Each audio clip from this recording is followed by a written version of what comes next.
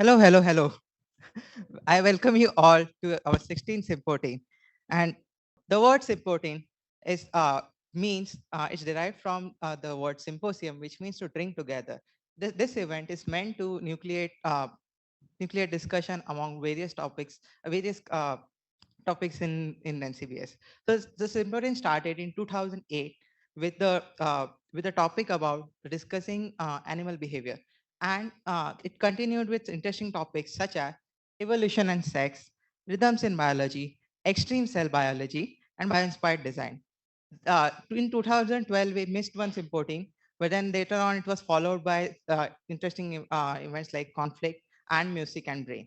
And then then there were topics like communication and patterns in biology. And in 2018, we had our last Sympotein, which was on synesthesia. So after that, in 5 years, we didn't have a Sympotein among different world crises. So to end this long slumber, we decided to select our topic for Sympotein as sleep. And what an year to select this topic, which marks 70 years of discovery of REM sleep, which is rapid eye movement sleep. Stay tuned to know more about REM sleep and what this squiggly line means. So, so welcome to Sympotein, which is on sleep, so sleep protein. And we are happy to announce our sponsors, Genetics and Neurobit.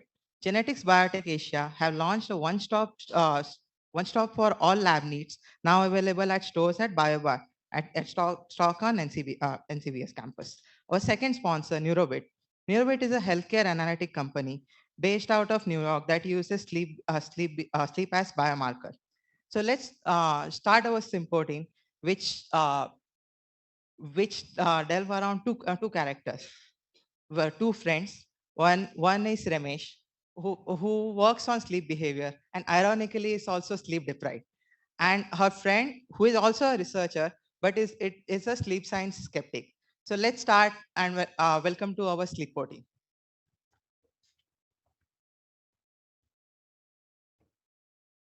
Where is Ramesh? She's been AWOL for ages now.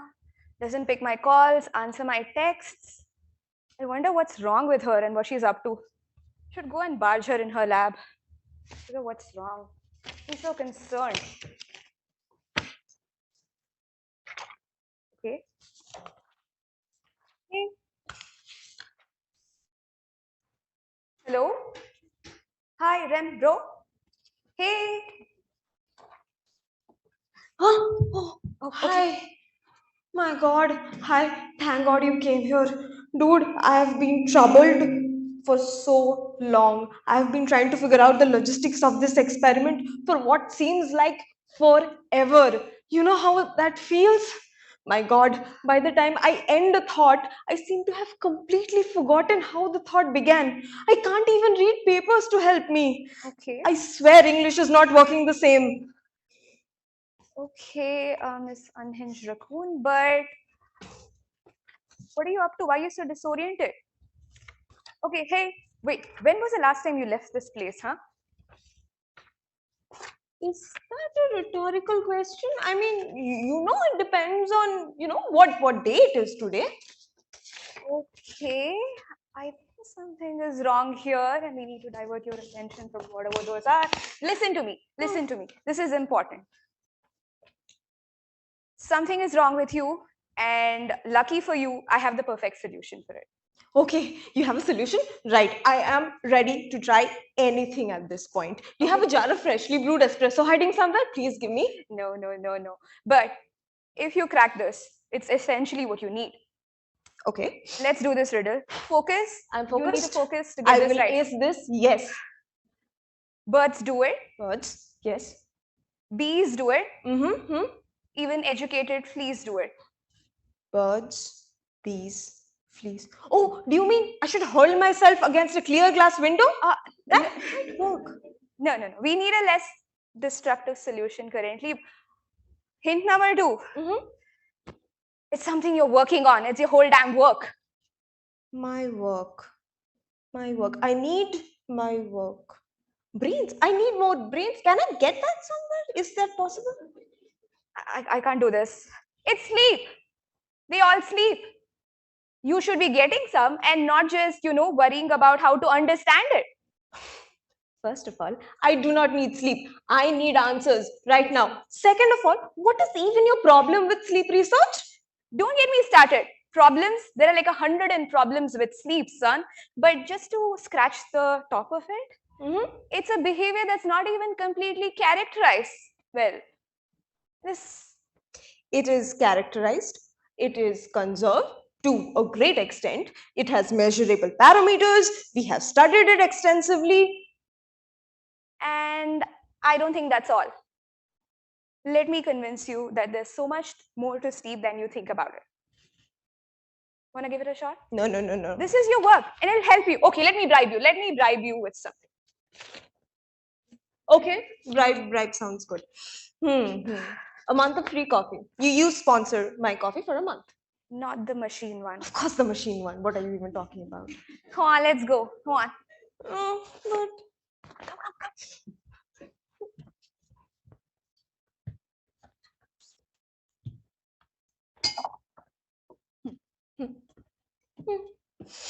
But thanks, but where are you even taking me? Who is this person that you want me to talk to? So we're going to meet Inder, who's a wildlife person, has been studying animals and he knows their sleep behavior. Just the perfect person for us to have this conversation with. Okay. Hey Inder. Sup? This is Ramesh, my friend.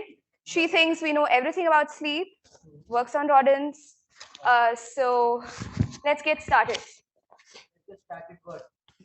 Tell her that sleep is not as conserved and well understood like she thinks it is.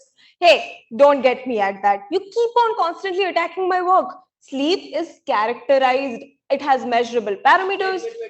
I have just read a paper about it. Okay. I mean, let me just pull it across. And so if you can see here, on the left side, they have a tree of animals. And on the right side, they have tried to map the sleep behavior of these animals. And the QS here stands for the quiet sleep, that is the non-REM like sleep. And AS is your active sleep, which is the REM like sleep. And the brain activity state 1 and state 2 correspond to the QS and AS brain activity. Okay. See, look at it carefully. Even you'd be blind to deny that sleep is conserved across the whole breadth of the tree of life. Okay. No, let's look at it a little more carefully, huh? What about those gray boxes here? And what about those yellow boxes where sleep is unclear? I don't even know what that means. Let's break down this figure. On the left side, we have the phylogeny of these different organisms, their representative species, and on the right side, their corresponding sleep states or sleep behavior.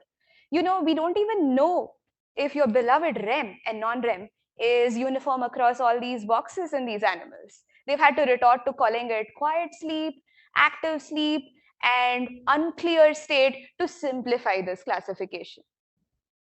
But tell me, Inder, I'm curious when I'm looking at these representative species.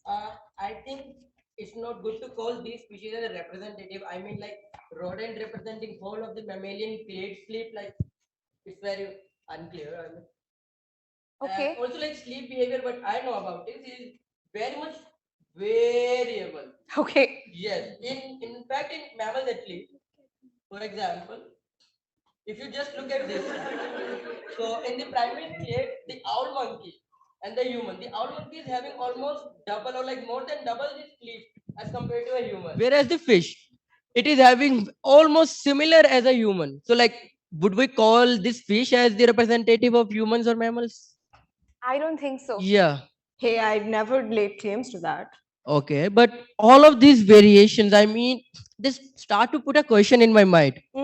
Like, how do you even study it? I mean, yeah, like look at this walruses, like so walrus have bloaters around their neck areas, which help them float, like even when they're sleeping. So like, which walrus is sleeping, which is not, which is swimming or not? Like, how do you know? Like, do you like listen to snores or something? What if they're tricking you? Yeah. Okay. There is one thing where animals can't really trick us. What we do is called an EEG or an electroencephalogram. We put a swim cap on their head, on which we stitch tiny microphones which help us eavesdrop into their brain's electrical activity. So now sleep has two states, the REM state and the non-REM state. In the REM state, as you see, the electrical activity has high frequencies. In the non-REM state, it has low, slow waves. REM sleep has similar waves to awake state, but you can differentiate between REM and awake state by looking at the state of their muscles. In REM state, the body and the muscles are under a suppression. So the body is paralyzed when you're asleep because of course, and you can easily respond to stimulus when you're awake. So brain waves don't really lie. Let me tell you something more. Mm-hmm. I don't think these squiggly lines mean anything when you look at the behavior of different organisms in these very states. Now, let me present to you to the example of the land mice and the sky mice. The same electrophysiological state that you said as non-REM has entirely different behavioral outputs. The pupils are constricted in one while dilated in other. Not just that, a variety of other parameters which you use to assess these neurophysiological traits are entirely different in these organisms. So, how do you even say that they are in the state of sleep? Okay. But there is one thing which is conserved for all sleep states. That is a reduced arousal threshold. What does that mean? So, if you are sleeping, you will very distinctly resist to being awoken, like this bee over here. So, I mean, the arousal state is definitely increased as opposed to an awake animal. What's happening with these group of bees here? Oh, these bees. Well, when bees fall asleep in a flower, they sort of hold each other's feet. Like a joint family. Like a train. I know, it's so cute. Not only that, invertebrates like bees and flies also exhibit very sleep patterns very similar to humans. For example, you know about waggle dancing bees, right? Yeah. They dance in certain patterns in order to communicate certain things. But when they are sleep deprived, their efficiency in this waggle dance is reduced. My God. Sleep research has even been done in flies. For example, they use a apparatus called Drosophila Activity Monitor to do it. It's your general fly rearing tube with food on one end, but an infrared beam is shined across its cross section and has a receiver on the other end. So if the fly is active and disrupts this beam, you know that it is active, and if the beam is not disrupted for more than 5 minutes, the bee is supposed to be asleep. Okay. Now, this can be a single fly apparatus, this can be a multiple fly apparatus. And sleep architecture itself in flies change depending on the density of the flies in the apparatus as well as the sex ratio. If there are more bees in an apparatus, then each individual bee gets less sleep and is sleep deprived. Even in bees, sleep deprivation shows lowered aggression, and in mating games, that's their disadvantage. Disadvantage, a yes. reduction in aggression. Yes. So this poor bee must have been sleeping less, so has less aggression and is overthrown by another male. What happens in mice and humans? Well, mice have shown increased aggression in case of sleep deprivation, which is quite opposite in case of invertebrates. They show this as sometimes biting their handler, being aggressive to the other mice in the cages, or maybe sometimes cannibalism. Ooh. Creepy. Cool.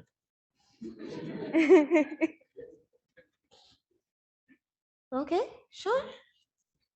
You know, all this is telling me that sleep is really hyper variable. And there's just no way that, let me show you with an example here what I mean. This is a spider here, and it is showing a sleep like, oh, okay, I can't even It's say not sleep sleep. like, it is an Inactive inactive state. state. Scientists call it inactive state because spiders normally are actively building a web or weaving it. And in this state, a spider typically is suspended is not showing any visible movements for a couple of hours. And once into this inactive state, they move their retinal tubes like that. And people think that is akin to a REM like state in this animal. So I'm not even sure what that is. How do you define sleep in such animals? It's very Also, like in confusing. the aquatic mammals, like this dolphin, this seal, and this elephant seal, like they sleep by like having their half of brain active and half of their brain being sleeping. And after a certain point, the brain switches. Like if the left was sleeping, then the right will be sleeping. This kind of things, and you term it as like a uni hemisphere sleep. So, like, how do you even call it a sleep? I mean, like it's only half of brain. Like, But can at you least, recall? but at least the half that is sleeping is. But it's not a inactive stage or arousal thing, nothing. And I Hmm, mean by the threshold. Yeah. I am pretty sure increased arousal threshold would be observed in these animals also. I mean, if you try to wake them up, maybe both of their hemispheres will awake. Hmm. And at least the half that is asleep behaves quite similar to a sleeping brain. Hmm. A lot of things to think about. But let me get back to my question again. I think sleep is hypervariable. And I don't know how to begin to understand all these differences and how it how we begin to understand the reasons why they're so different. Like what contributes to these differences? Hmm. I mean, like, let's just go back to that age old question of nature versus nurture. Is it eco? Is it ego? Or is it devo? Yeah. I personally think ecology has a lot to do with it. Yes, yes, definitely. I mean, like, if genetics can't explain anything, so like, just go, like, yeah, environment has some effect. Yeah, lamao. Yeah, sure. Hey, but I think True. that might have some credit in this case. Okay, so, like, okay, yeah. If I think about it, like, there may be something to do with the environment. I mean, Some. like, if you just okay, so like let me just go back to this bird. Like, what I'm gonna tell you about it, it's either gonna make you jealous or very sad about it. Okay. So, do you know like which bird is it? It looks like a extended sparrow. Oh, I thought it was a dwarf eagle. Okay. It's your slide. Wow. Okay. So it's an pectoral sandpiper or an Arctic sandpiper. And the cool thing about them is like they have their mating season in this summer. Okay, that's not cool, I know. Yeah. And during this mating season, the male of this species do not sleep at all. Yeah, they have the summers of 69 every year. Okay. Yeah. And why? Uh, so some speculate that it may be due to the competition, like because in the mating season they are fighting and da, da, da. Okay. Yeah. And You know. another thing, if a male loses a fight, oh my god, so sad. But yeah, if it loses a fight, he will recover for that day. He will not go for the competitions. And it may be like because the next day it will have all the energy recovered back and go fight again. Like a popular belief. Even if you lost a war, the battle is still going on. I think you lose the battle, win the war. Uh, potato, potato. Yes. Wait, tell me something. What happens when the summer of 69 ends? Well, then go the summer of 17, huh?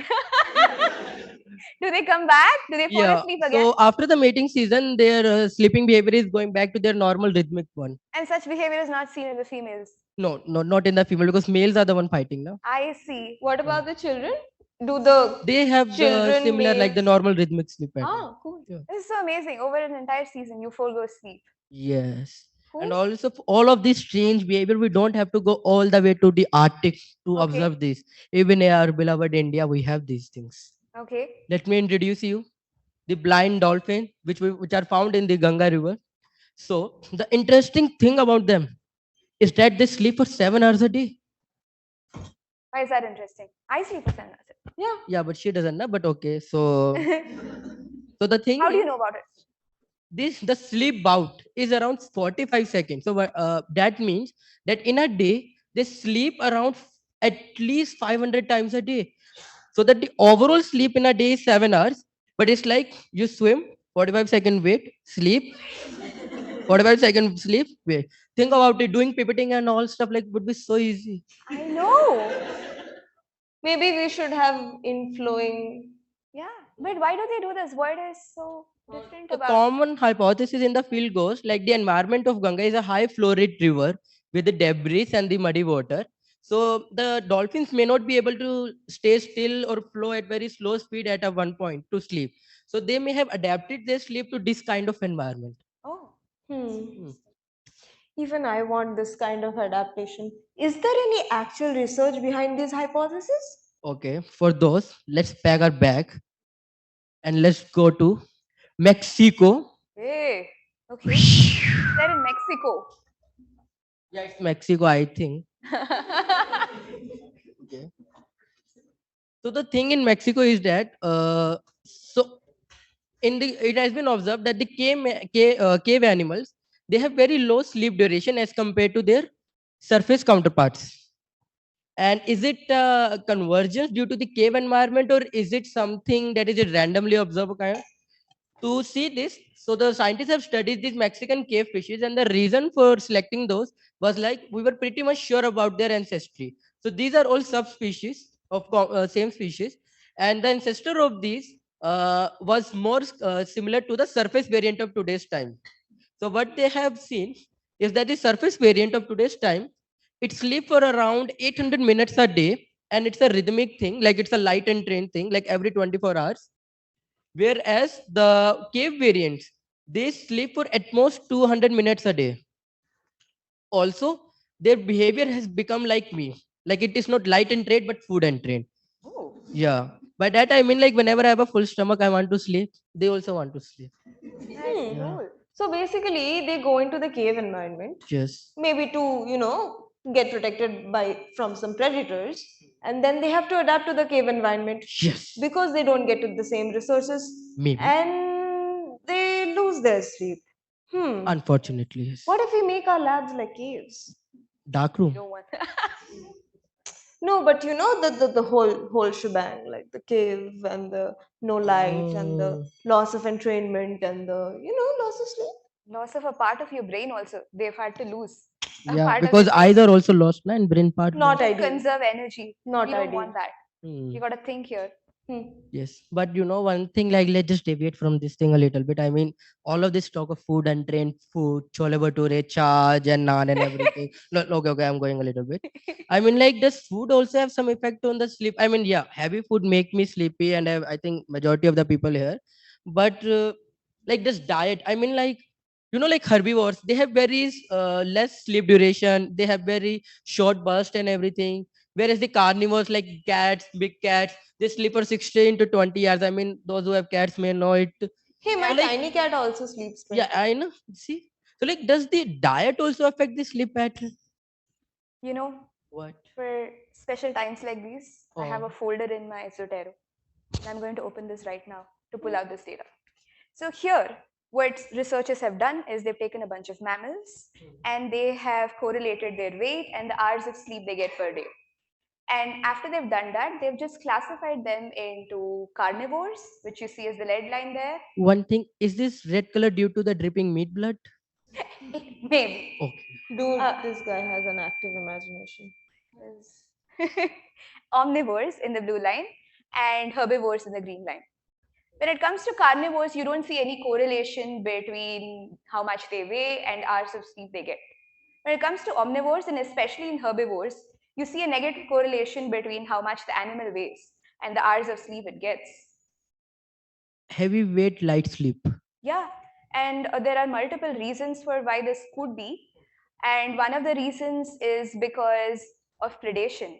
The heavier the herbivore weighs, the more difficult it might be for it to escape an attack. And the second reason could be just the metabolism in terms of how much energy they get and how that aids in their daily metabolism.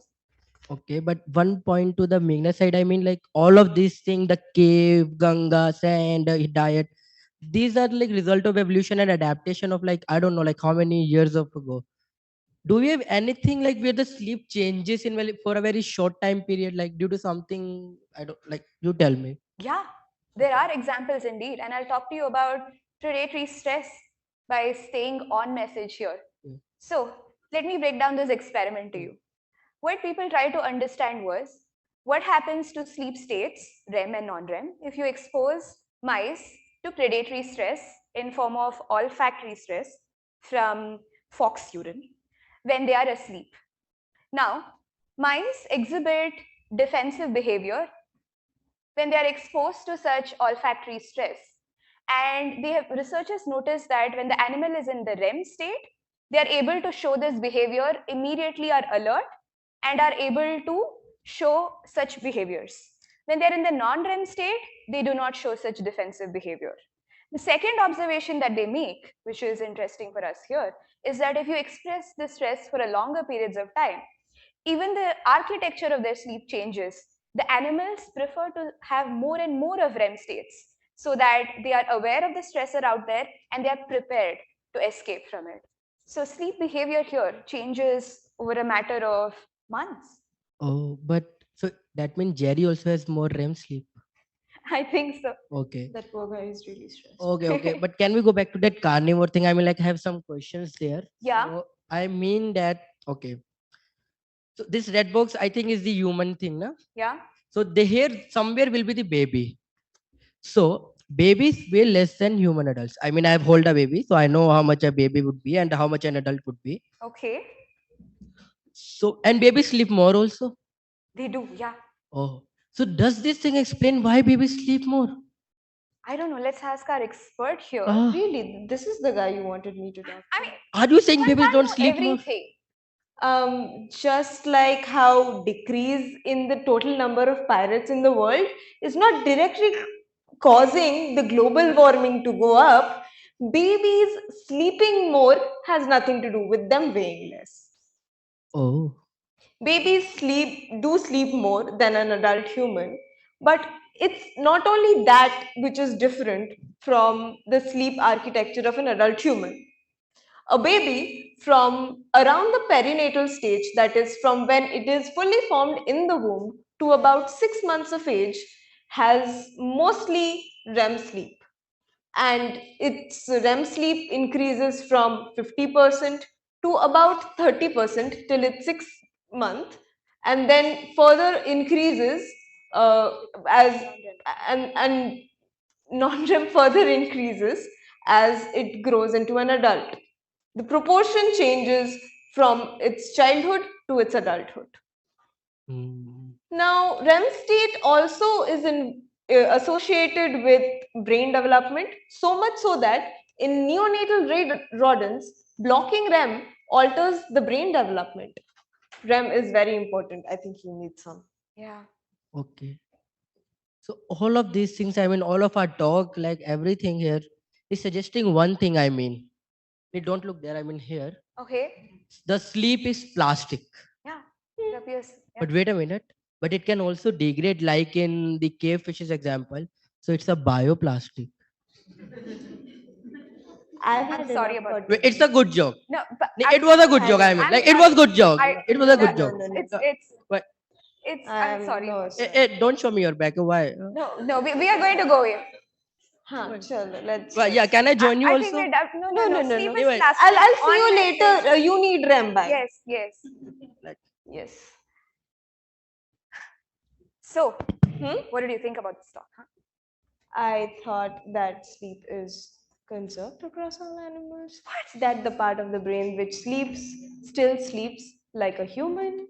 No, it is anything but conserved. Okay, fine. It is variable. Sleep duration, sleep architecture, all of that is for sure variable. But the processes which are putting you to sleep are conserved across many forms of life. Also, these variations have a cause. Let me show you how we study sleep. Okay. Lucky for you, there's a talk going on. Let me take you there. Okay. Hello, everyone. So, I'll be talking about a very interesting aspect of sleep that you must have noticed. It is that it comes for all of us at every 24 hours, roughly every 24 hours. But it is not the only rhythm in our body that occurs every 24 hours or in and around us that occurs for 24 hours. Can a few of you name some such rhythms that occurs every 24 hours? Yes, we have an urge to go to the loo every morning, which is a 24-hour cycle. Anything else? Exactly. So hunger, we also feel hungry at breakfast times or lunch or dinner. But you are kind of forgetting the most obvious and the most important one, which is the sunlight. So sun rises in the morning at around the same time, sun sets in the evening at around the same time, which creates a 24-hour rhythm. We have already seen this. We already know, I mean, someone suggested hunger. But there are also some rhythms that you may not have noticed directly, which are not so obvious. For example, your blood pressure goes down during the night and goes up during the day. Then your heart rate also goes down during the night, goes up during the day. Then there is adenosine. So you know your body has a body uses ATP as energy currency, right? And as in the day you work, ATP gets converted into adenosine, and it increases during the day, and during the night, because you're resting, it decreases. And then there is your body temperature. I mean, you must have been told that we are homothermic animals and we maintain our body temperature at 36.8 degrees Celsius precisely, but that's not the entire picture. Our body temperature also fluctuates in a rhythmic manner throughout the day, wherein it peaks during the day and is lowest during the like very early morning. Then there is some hormones like melatonin, which is the night hormone, which is how your body knows that it is night time and go to sleep. So obviously it peaks during the night. And then cortisol, which is your stress hormone, that peaks very early during the day. But are these rhythms somehow related to sleep, related to the 24-hour sleep cycle? I mean, yes. For example, people who go to sleep early also have their dip in the temperature earlier than people who go to sleep uh, late at late at night. And how are these rhythms then also related to, or how is our sleep rhythm also related to the most obvious 24-hour light cycle? So what happens is there is a region called suprachiasmatic nucleus in our hypothalamus. So it receives input about external light levels during the day. I mean, from ganglion retinal ganglion cells called melanopsin containing retinal ganglion cells, which are just behind our retina, and they sense basically blue light, and that's why you're told not to use screens during night, because they can screw up your 24-hour rhythm. Okay, so once these MCRGCs receive information, and then SCN then tells the pineal gland. Pineal gland is that mystic third eye in our brain. Um, yeah, so this pineal gland then stops then producing melatonin, the night hormone. So that's how this melatonin and the escin output directly then entrains our all these other bodily rhythms to be at the same phase and of the same period.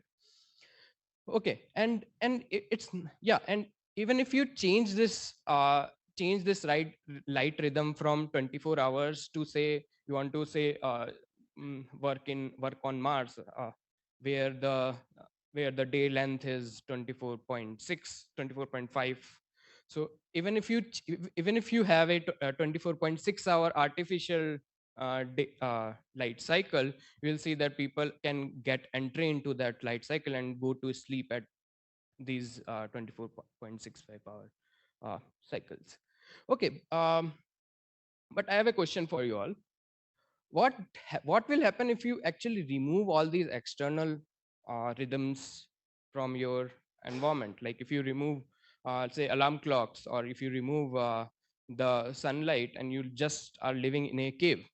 Can I have a show of hands of people who think our sleeping rhythm would be less than 24 hours? Anyone? Okay. Okay. Who all thinks that will be exactly 24 hours, like plus or minus few seconds? Okay. And who all think that it will be more than 24 hours? Okay. And who all think that there will be no rhythm, we'll be just going to sleep at random times? That will be more than 24 hours. But yeah, but the correct answer is actually more than 24 hours. And precisely, I mean, on an average, of course, there are variations among human population. It will be around 24 hour 11 minutes if you are in completely dark environment. But if you are in a living in a constant daylight, it will be actually slightly more than 24 hours, be around 25 hours and so.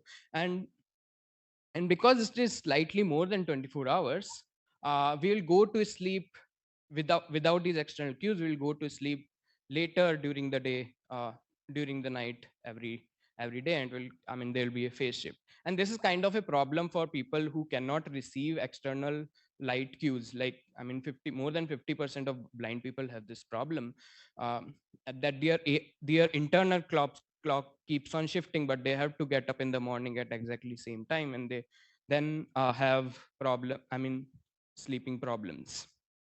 Okay. So, but how are we? I mean, this is very interesting, right? That we are able to intrinsically generate this roughly 24-hour rhythm. How are we doing that? So, as I told, the suprachiasmatic nucleus. If you take out this suprachiasmatic nucleus and just uh, record the electrical activity of individual cells in this suprachiasmatic nucleus, you will see that their firing rate also shows this 24-hour rhythm.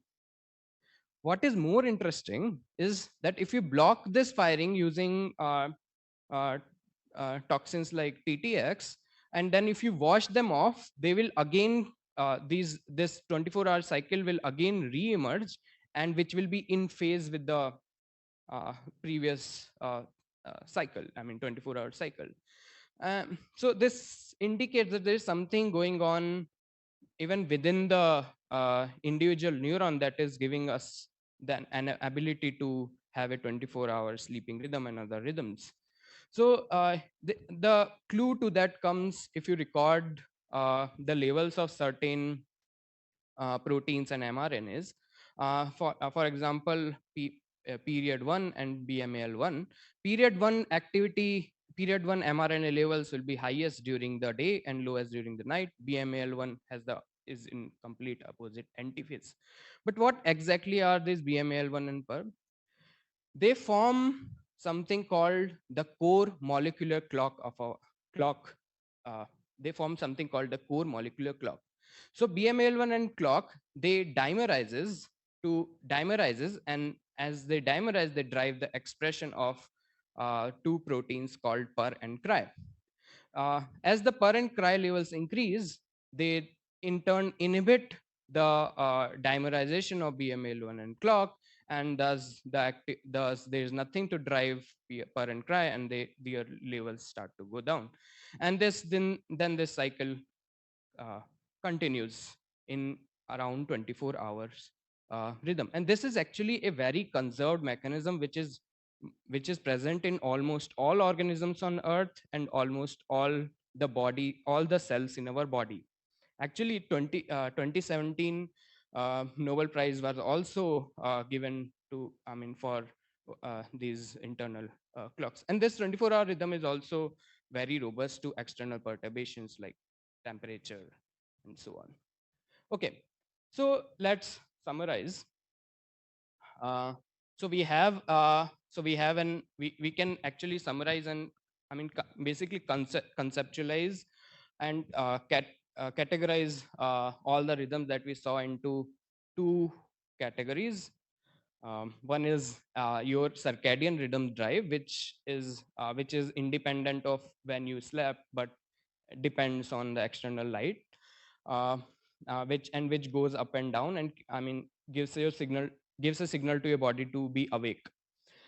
Another is homeostatic sleep drive, which when you sleep goes down, and when you have not slept for a long time, it will go up, and just represents the need of your body to have a good 8 hours sleep every day. And the difference between them, uh, uh, difference between them tells how sleepy you are feeling right now. For in the morning, because your circadian drive is intermediate, your homeostatic drive is low, you will feel less sleepy. But during the night, because circadian drive is lowest and homeostatic sleep drive is highest, you will feel most sleepy. um, but okay, so we have we have just seen how we maintain a 24-hour rhythm. um, but there is also a lot of variability among an individual, and also across human population. Just a very simple example: if you go to if you forget to sleep some night, for example, you did an all nighter or something, in the morning you will start to feel very sleepy. But during the day, because the circadian drive is slightly higher, you must have noticed that you will start to feel less sleepy. There are other factors also that can affect this cycle. You must have wondered, I mean, say, to keep you awake during the whole night, you must have taken coffee or something, right? Can anyone guess why coffee makes you feel less sleepy? Uh,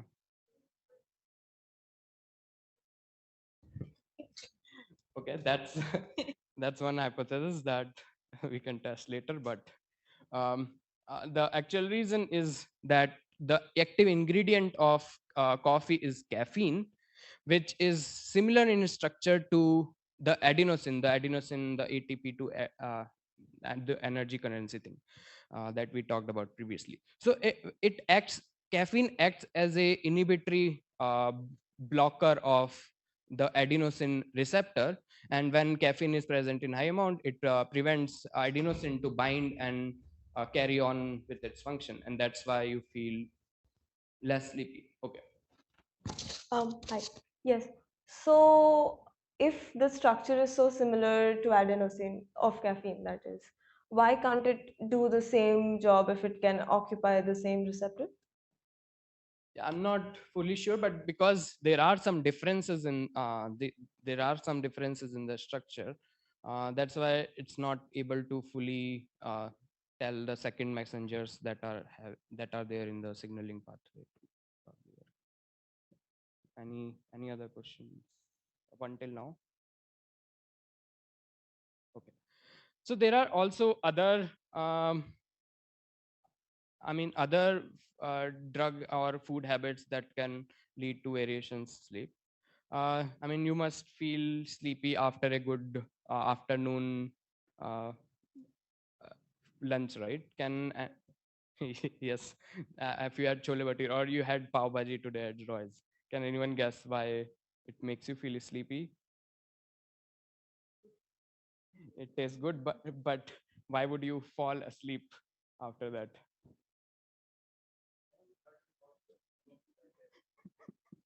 that's that's a so yeah. So there is of course more blood in the huh? It's not.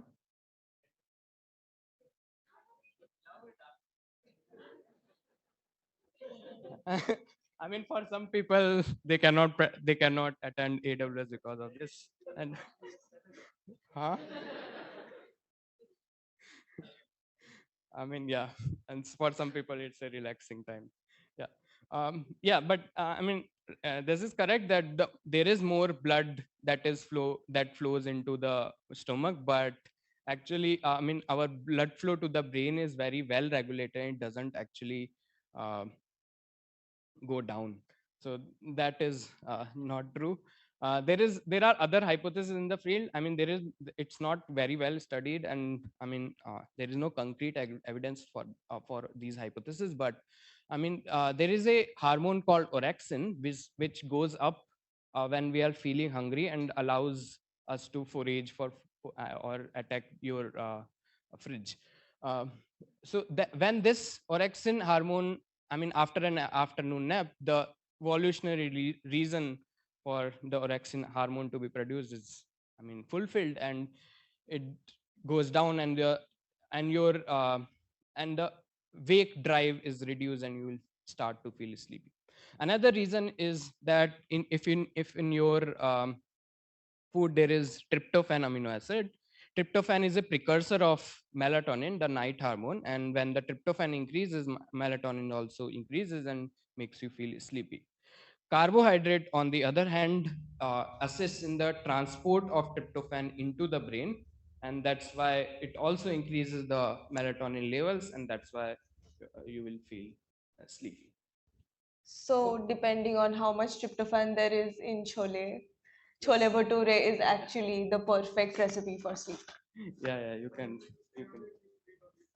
Huh? Probably. But cheese. Okay. So there are also then variations across human population, and even as we age. So okay, before that, which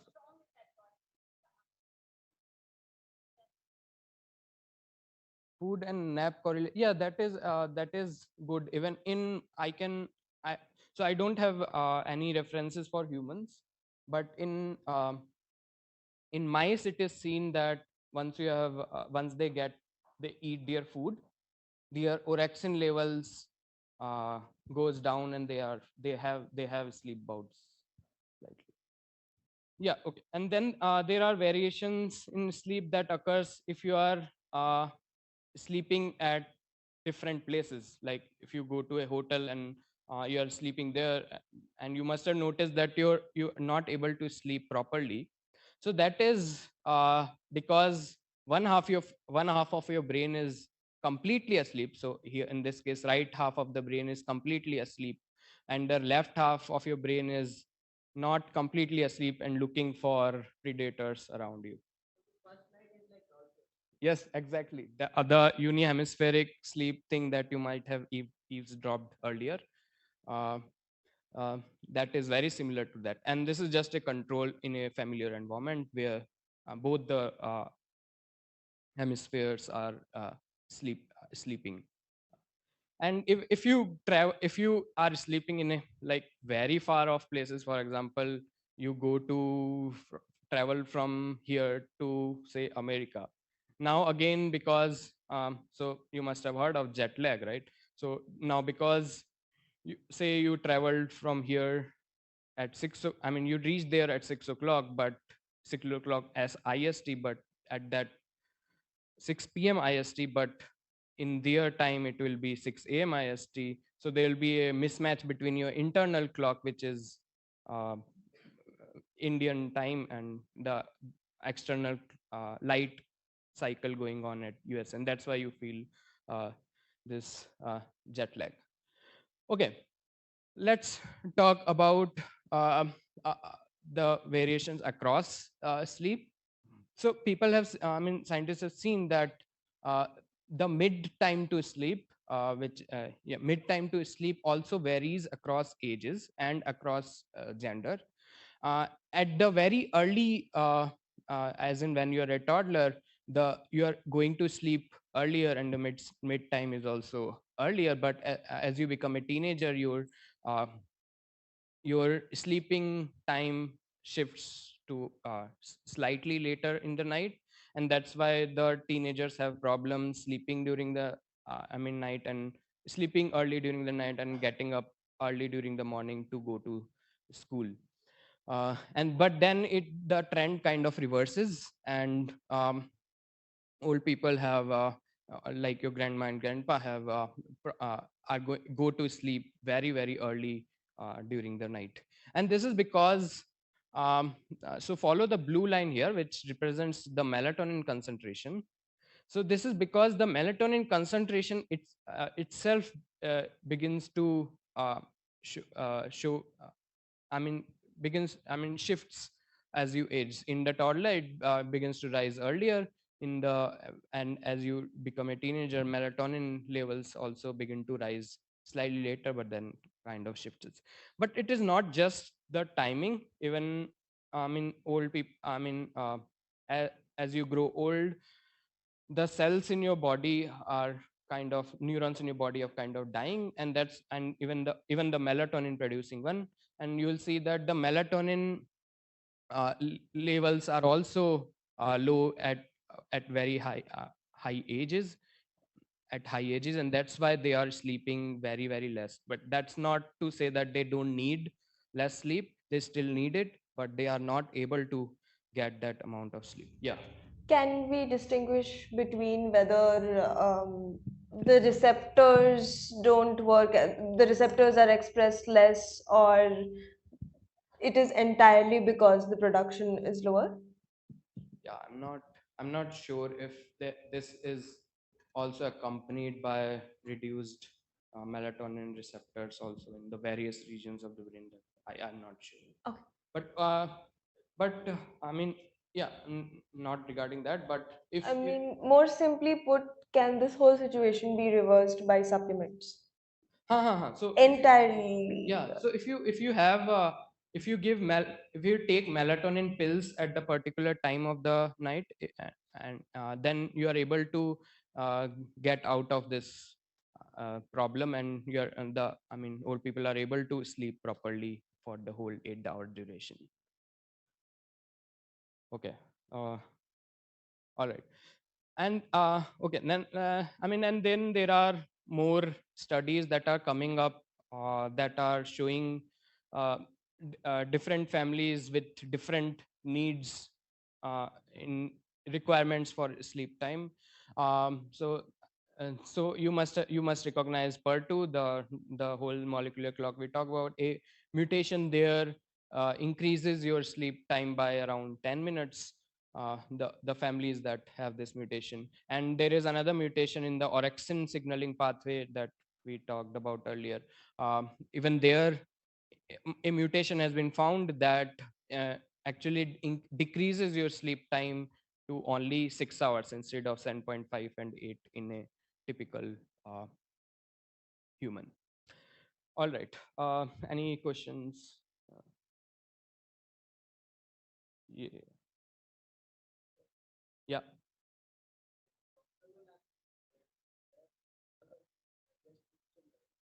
Yeah. So SCN SCN output is not changed.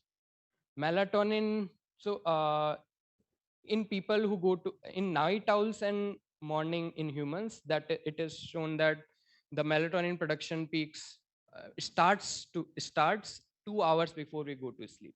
So there is then this change, but there are new studies coming about which are showing mutations that lead to a morning owl and night thing preferences, but I'm not completely sure about diurnal and nocturnal animals. Uh, Anything else? Yeah, so I don't know about what are the differences between nocturnal animals and diurnal animals in terms of melatonin production. I mean, what time melatonin goes high? Yeah, couldn't find much. Yes. No. So even in the morning, that the same thing will happen. But because in the morning our circadian drive itself is higher, that doesn't have much effect on that doesn't have that much effect on our sleeping patterns. Yes.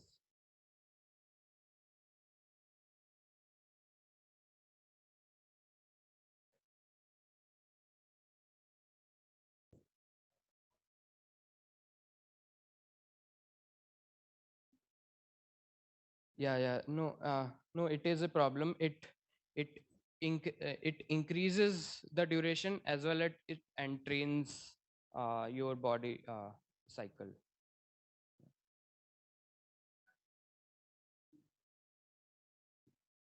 No, it just shifts daily. Yeah.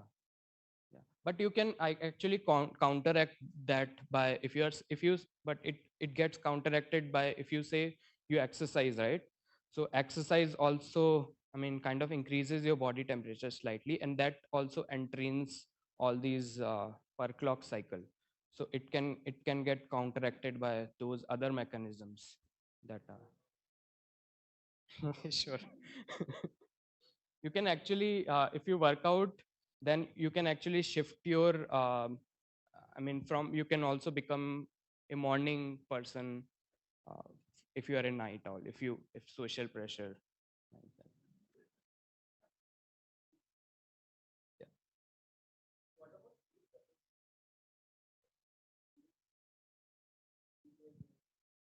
Yeah. uh, y- yeah. So so uh, yeah, it is seen that people who sleep uh, less amount of day, I mean, during the weekday, they do sleep more during the weekend. And actually it is also that people who sleep uh, more during the weekday, they kind of get less sleep during the weekend. uh, and there is I haven't put it here, but this is known. But is that what you were asking?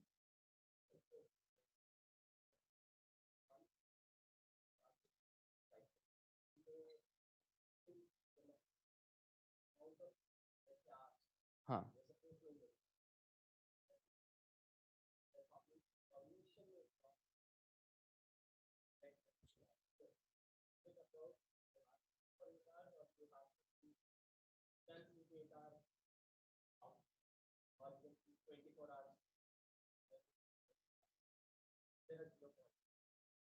Yeah, I'm not sure.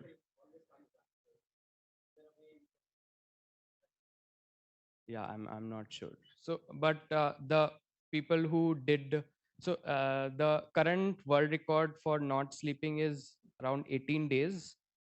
And when this guy actually went to sleep, he only slept for I think 11 hours, and then he said that he was fine. So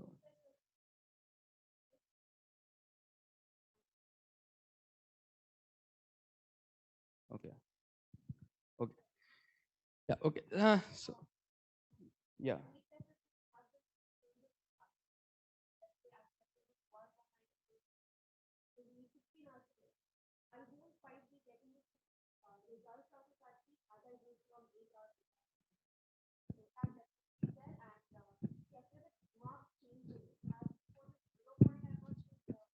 I also.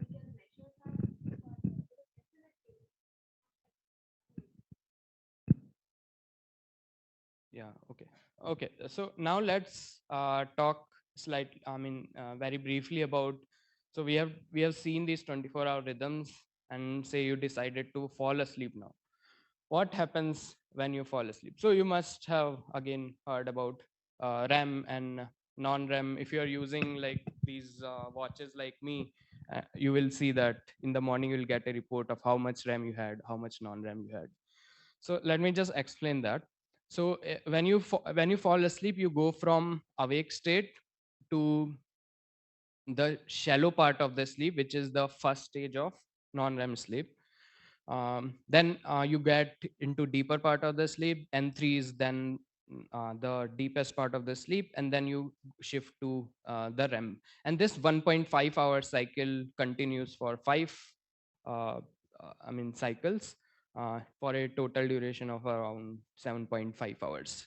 And in the initial part, in the initial phase, the RAM proportion is low, but during the later phase, the RAM proportion is very high. And your arousal threshold, the awakenings that happen during the night, those also happen slightly around the REM time or just after the REM time. And and I mean, that's why you are able to remember, I mean, most some of your dreams during the day if the REM thing goes high. And even there are some cases. So here I've shown that, I mean, you go from awake to N1, N2, N3, and then to REM, right?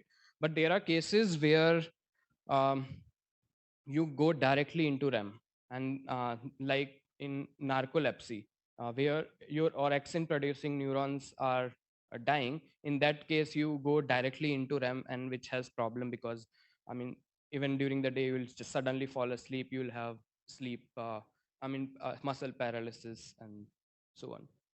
Okay, but what exactly are REM, non-REM? I mean, this also you must have just seen, but just to uh, reiterate, you put electrodes on the top of your head and you record the activity levels. And you'll see that awake case, the neurons are firing randomly, non-synchronously, and that's why your electrical readings also are very high frequency, low amplitude signals. But during non-REM cases, they kind of get synchronized and fire very slowly, and that's why you have these slow frequency, high amplitude signals. But also, you get signals from other parts of the body into that cortex, from where these recordings mostly come about.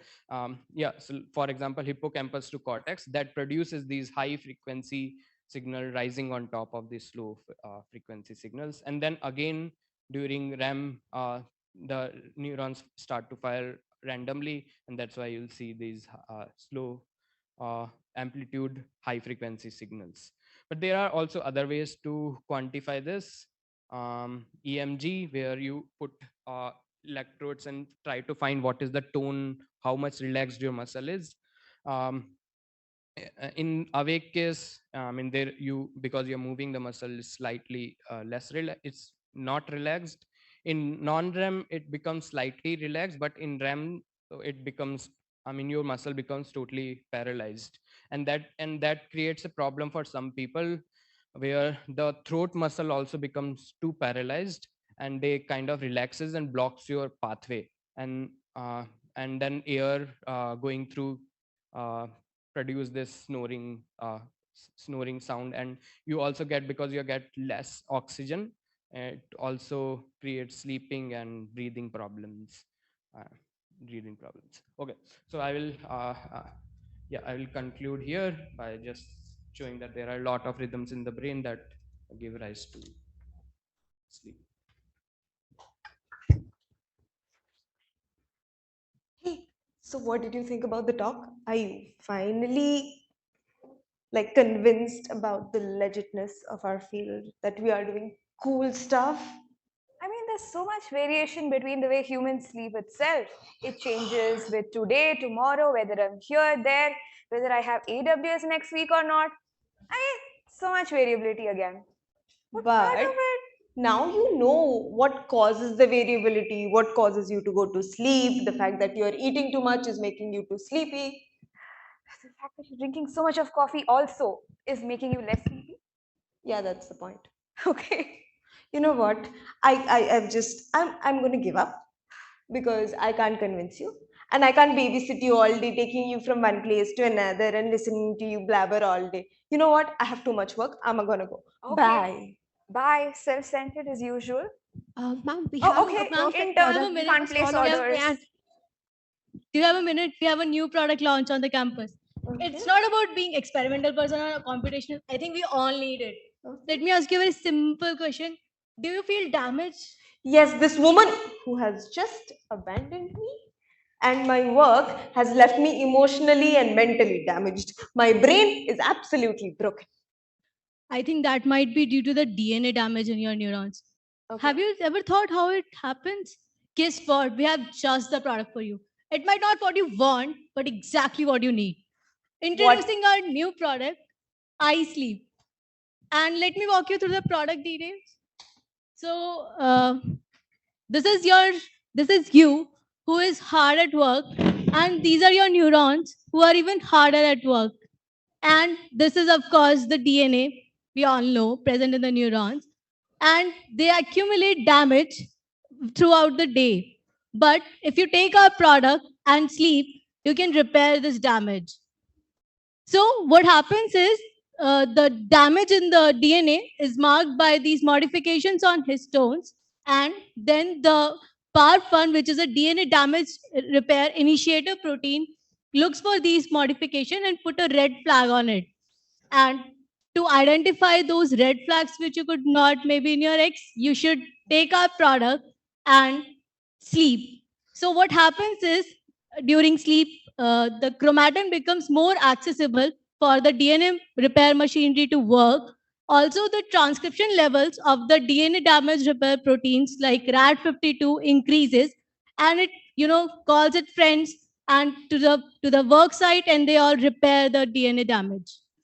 And guess what? We have a summer sale going on just for the Bliss community, and we have a buy one get one free offer. So with DNA repair, you get muscle repair free, free, free. So what happens is the hormones which regulate the protein synthesis, like testosterone, IGF, through mTOR pathway, they are decreased, but the protein degradation pathway regulated by glucocorticoids is increased. Also, the myostatin, which is a cell proliferation inhibitor, is increased. So this whole thing leads to more and more muscle atrophy and less muscle repair. And if you continue in this state, you'll end up like him. Do you want to be like him? No, right? So just take our product and get your hormones in a balanced way so that you can repair your muscle and be like him, ready for adventures. So, how does it sound? No, you know what? I don't know what is up with today. Everybody is trying to put me to sleep. But I have too much work. Do you have any idea how much work I have? How will you have any idea? Even I don't, truth be told. I just keep forgetting doing these experiments and their sets and their controls, and so I have to do them again and again. And how will I ever get anything done at this rate? Ma'am, take a deep breath. Why don't you have a seat? Another really amazing facet of our product is that it helps you with memory consolidation. Better memory? That wouldn't be too bad. You have my attention. That's the spirit. Here we go. Let me introduce to you the key players in this process. We have Sir Hippocampus, which is the hippocampus, this part of your brain right here, and Dr. Neocortex, this part of your brain right here, highlighted in blue. When you are in non-REM sleep, these parts of the brain produce certain waves. So the hippocampus produces something called sharp wave ripples, and the frontal cortex produces slow waves. And it is this crosstalk between these two parts of your brain during non-REM sleep that is enabled by the coupling of these waves that allows for memory consolidation. Here's how it happens. So a group of scientists took a mouse, they trained it in a certain task, let the mouse sleep, and then they tested the mouse on the same task a day later. They found that the mouse performed really well. The scientists had recorded the mouse's brain activity during non-REM sleep the previous night, and they found that sharp wave ripples were very closely followed by slow waves. Could this be the mechanism behind this consolidation? They went and checked that. They took another mouse, which was not given enough training to perform as well in the test. But when this mouse was asleep, they found a way to artificially couple these sharp wave ripples with slow cortical oscillations. And lo and behold, the same mouse which had not been given enough training could perform really well in the test, indicating that even artificially coupling these waves leads to memory retention. Now, this was during non-REM sleep, but there is also speculation that this can happen during REM sleep as well. Another group they took a mouse, they trained it in a certain task, that is to run around circular tracks looking for food. And while the mouse was doing this, they recorded its brain activity, which gave them a readout that looked something like this. Then, when the same mouse was asleep, during REM sleep, they recorded the mouse's brain activity again. And they found a readout that looked something like this. These two readouts were strikingly similar, indicating that there was some degree of replay happening during REM sleep of the task that had been learned during the day or during awake state. This has also been proposed to be a mechanism for memory consolidation. So I think this would work really well for you, but it's not just memory. We don't stop here. Our product, iSleep, can actually help you clean your brain. My coworker will tell you all about it. Wait, are you trying to brainwash me right now? No, ma'am. We are just going to wash your brain. So, it happens through this system called glymphatic system, and it comprises basically of these blood vessels, and the space between them is called perivascular space, and they are lined by these astrocytes, which have these aquaporin channels. So these channels mediate the flux of the CSF towards the paravenous system and collecting the waste through interstitial fluid, represented here like this. But how does it matter whether you're sleeping or not? That's what you're thinking, right? Absolutely. So what happens is, when you are awake, the interstitial space volume is very less, and this is controlled by the increased levels.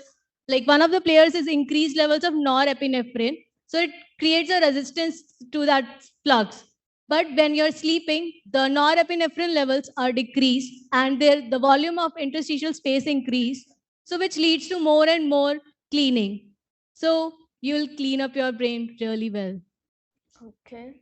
And to sweeten the taste, we also throw in immunological memory. By that, I mean that during sleep state, the adaptive immune response are increased. And we all know they are primarily mediated by B cells and T cells. And it has been proven that it is increased during slow wave sleep, which is a part of non-REM sleep where the oscillations are very slow and the cortisol levels are less, while the growth hormone and prolactin levels are increased. So both of them, this like cocktail leads to the more and more production of pro-inflammatory cytokines like interleukin 12, and these cytokines mediate the interaction of antigen presenting cells to the T helper cells, which will be primed against the antigenic peptides presented on the surface. So this leads to T cell response with more and more cytotoxic T cells and antibodies. So how do you think about our deal? We here at iSleep offer you 5 problems: DNA repair, muscle repair, memory consolidation, waste clearance, and immunological memory. 5 problems, 1 solution. iSleep. Wait. You're asking me to invest 7 to 8 hours. But what if your product is subject to market risks? No worries at all. We also offer a trial version of our product. Introducing Nappuccinos, the perfect midday pick me up. Turns out, taking a 1 to 2 hour nap during the middle of your day has actually been known to decrease the cortisol levels, which is the stress hormone, and decrease interleukin 6 levels, which is something that makes you feel fatigued and tired the next day. And this is especially true when you are sleep deprived. Not just that, even taking a nap can help you better your recall. As you can see, there is a significant positive correlation between the amount of sleep you have had during a nap and the improvement in recall.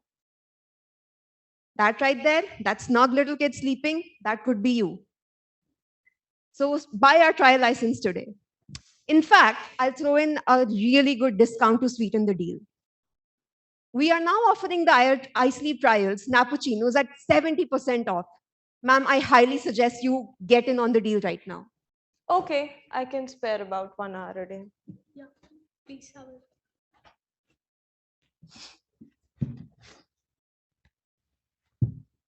Hey, but it's not really working. I'm wide awake. Oh, that might be because of a built-in feature of our product. You see, sometimes you just can't sleep. Sometimes you have to pull an all-nighter and push through and get work done. Our product can actually allow for that. Normally, it is your SCN, which is a part of your brain, that regulates cortisol production, and that keeps you awake. This is what is keeping time with day and night. This is the reason you feel sleepy at night. However, cortisol production can also be regulated by your nervous system.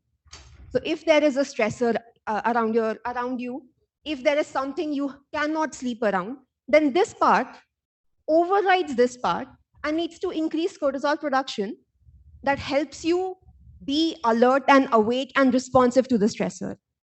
So this facet of our product actually allows you to push through the night and get the job done right. I think the problem in your case might be you have overexploited this, but not to worry, ma'am. Our product comes with an adapter. We call it the de-stressor. Why don't you take this and try sleeping again? I think it should work this time.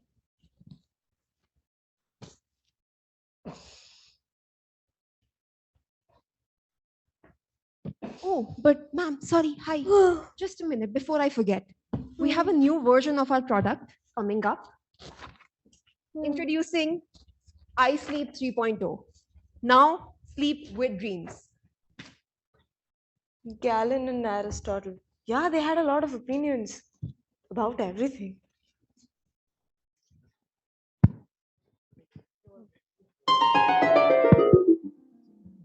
Chotu, where is my stethoscope, yaar?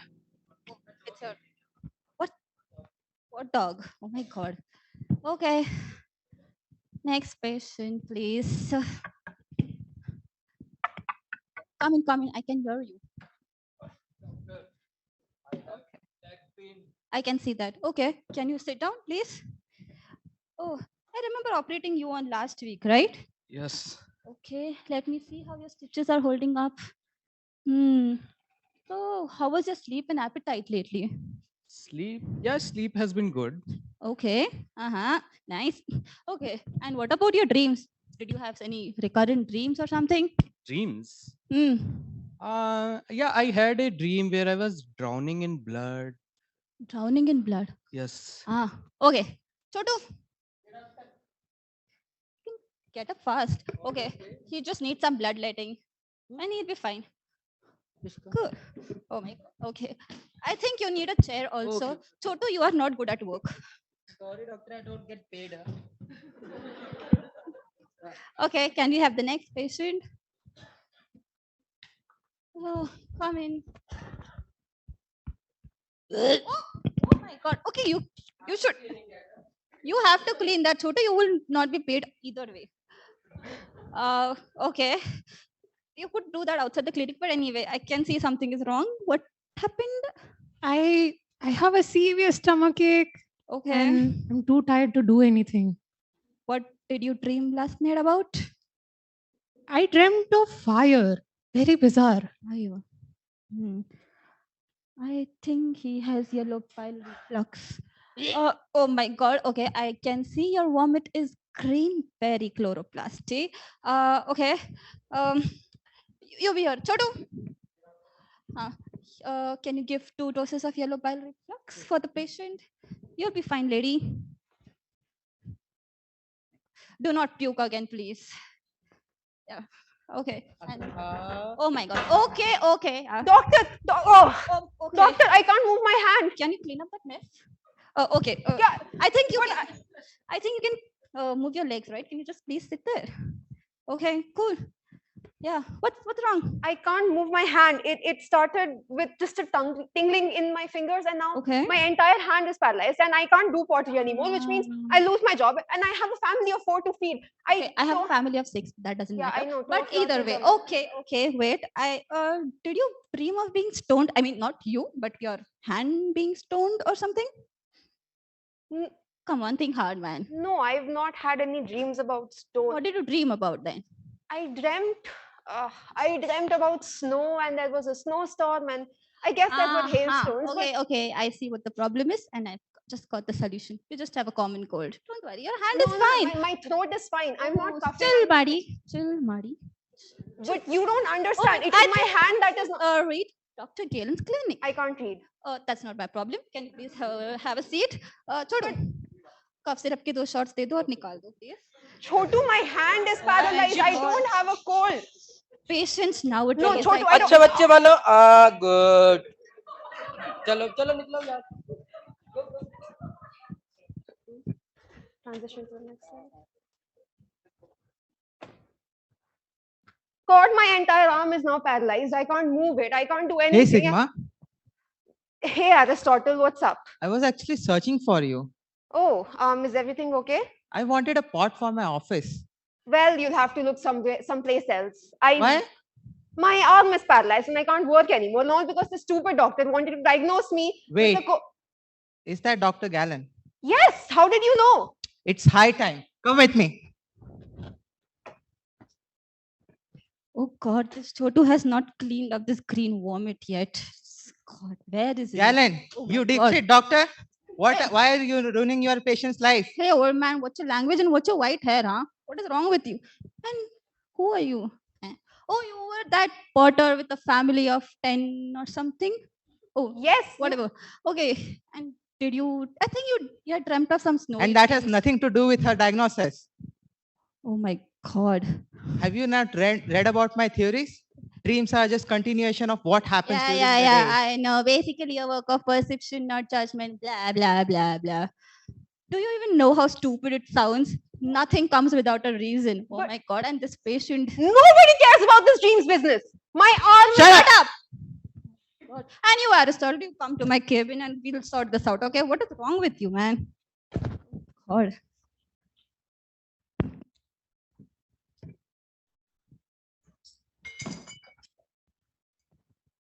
Hey. Oh my God, okay. Okay. So now that you've been convinced to fall asleep, can you do it in a different place than the colonnade? Maybe in your room instead? People are giving you weird looks. Oh my God, dude, I had the most bizarre dream. You wouldn't believe. Aristotle and Galen were having a screaming match. They were screaming their heads off at each other. Aristotle and Galen. How often do you remember your dreams so vividly? I don't seem to be able to do that. That was most likely because you woke me up right during when I was dreaming in my sleep. See, what happens is there is a very specific part of your brain which is required to consolidate short term memory into long term memory.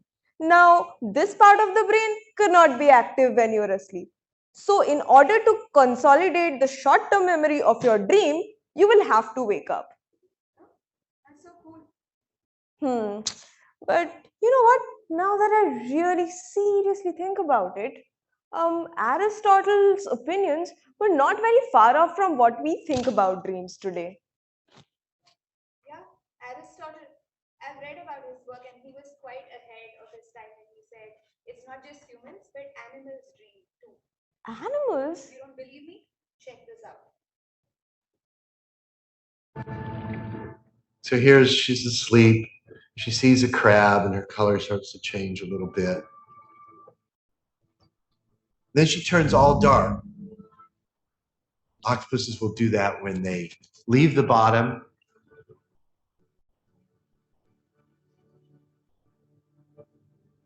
This is a camouflage, like she's just subdued a crab and now she's going to sit there and eat it, and she doesn't want anyone to notice her. It's a very unusual behavior to see the color come and go on her mantle like that. I mean, just to be able to see all the different color patterns just flashing one after another. And you don't usually see that when an animal's sleeping. It really is fascinating. But yeah, if she's dreaming, that's the dream. So what do you think about that, huh? That was so cool, dude. Not just that. The other day, my pet dog was asleep and it appeared as though he was chasing after something. I wonder how or what is going on in his head.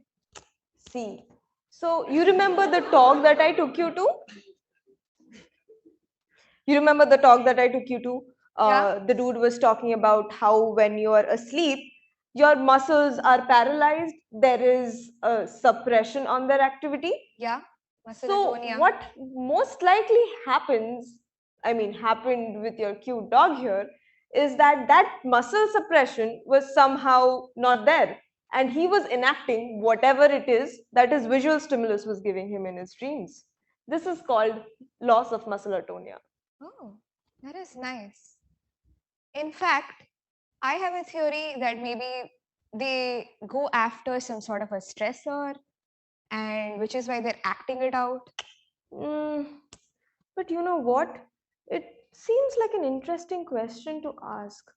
What in our brain causes us to dream?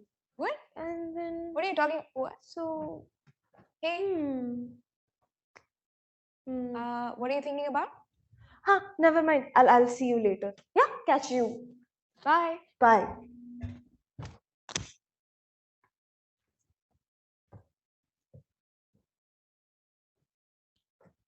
Hello again.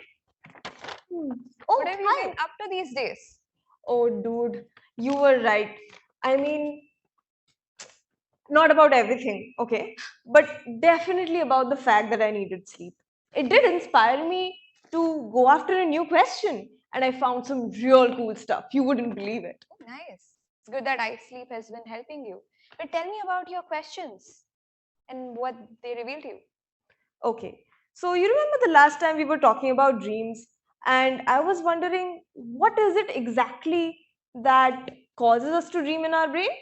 Yeah. So I did some digging and found that about a decade or so ago, people used to correlate REM, the rapid eye movement REM, to dreams. In fact, the rapid eye movement part that you see here is associated to seeing the dream.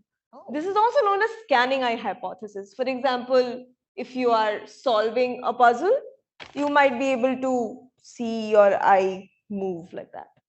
But this was truly this was soon proven false, because up to 70% of non-REM awakenings also seem to be in people who are dreaming. That is, it led to the confusion whether REM is associated with dream or non-REM is associated with dream. Wait, don't tell me there's a third state in your sleep other than REM and non-REM now. No, I'm not going about inventing new states of sleep, but there is a region in your brain called the parieto-occipital lobe, which shows a very specific activity when you are dreaming. This is the first time anybody has found out a neural correlate to dreams. It's nice. So you observe some changes in those squiggly waves in that region as you dream? Yes. So when people are dreaming, those squiggly waves from the parieto-occipital lobe show a very low frequency of 1 to 4 hertz. Wait, do you like wake up your subjects in the middle of their sleep to understand if they're dreaming? How do you say that? So, I mean, I understand that this is crude, but yes, that is exactly what we do. Okay. We wake up our subjects at different time points during their sleep and ask them if they are dreaming, and then correlate that to the EEG measurements across the brain. Oh, this is so interesting. But now that we know what is the neural correlate of dreaming, doesn't it also make you wonder why we would like to dream? I mean, not like to, but why we would dream at all? Here's my take if anyone wants to hear it. Sure, go ahead, take a shot. I think what we're essentially doing in our dreams is recreate events from our wake life that are potentially bothering us, and we're trying to solve them. So it's more like simulating some threats or potential stressors. I mean, that is plausible, but I'm pretty sure that's not always true, because the video of the octopus that you were showing me was clearly devouring a crab, if the narrator is to be believed. Yeah, my brain is frozen right now. Why don't we ask ChatGPT? It seems to have every answer nowadays. Yeah. Let's ask You them. silly.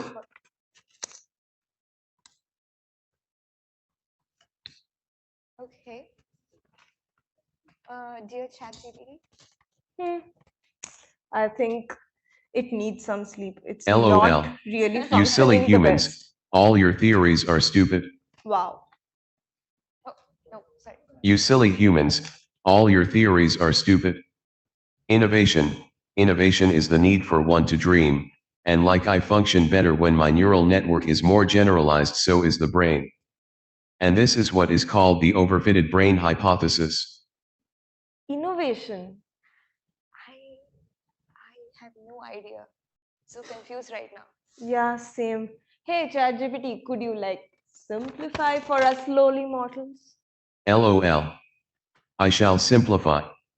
You know that artificial neural networks generally spiral down to the problem of overfitting to a particular data set. This leads to failure in generalization and poor performance to novel data sets. Similarly, Your brain neural network also has to deal with this same problem of overfitting to their daily distribution of stimuli, and dreaming about bizarre stuff increases generalization, in turn boosting task performance. Oh, so we don't sleep, we optimize? Yeah, that seems like it. Anyway, all this talk about sleep is making me really Again? sleepy. Oh my god, I'm too Okay. tired. I'm going to optimize my stimuli. All right, I'll leave you to that. Bye. See ya. See ya. Oh my god, what is that? It seems more like a who. Oh my goodness. Okay. Hello? Hi. I work here. Haven't you seen me? Look like a human. Okay. Seems like deja vu. I know exactly what you need. Who are you? Huh? Okay. Oh my god, my work. I need to work, okay? Okay, fine. Now that we all know what the solution to their problem is, let's say it all together. Birds do it, bees do it, even educated fleas do it. What?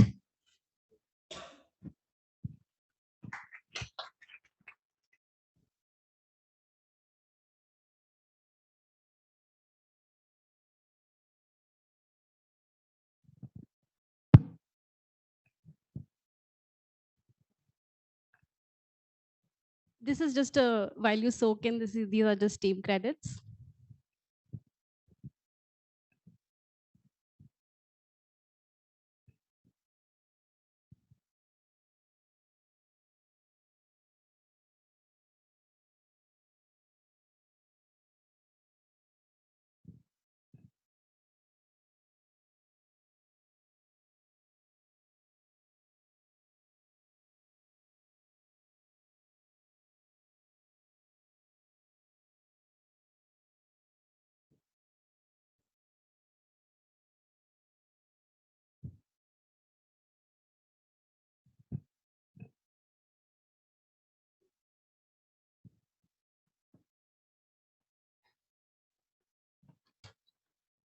Okay, thanks everybody for being here.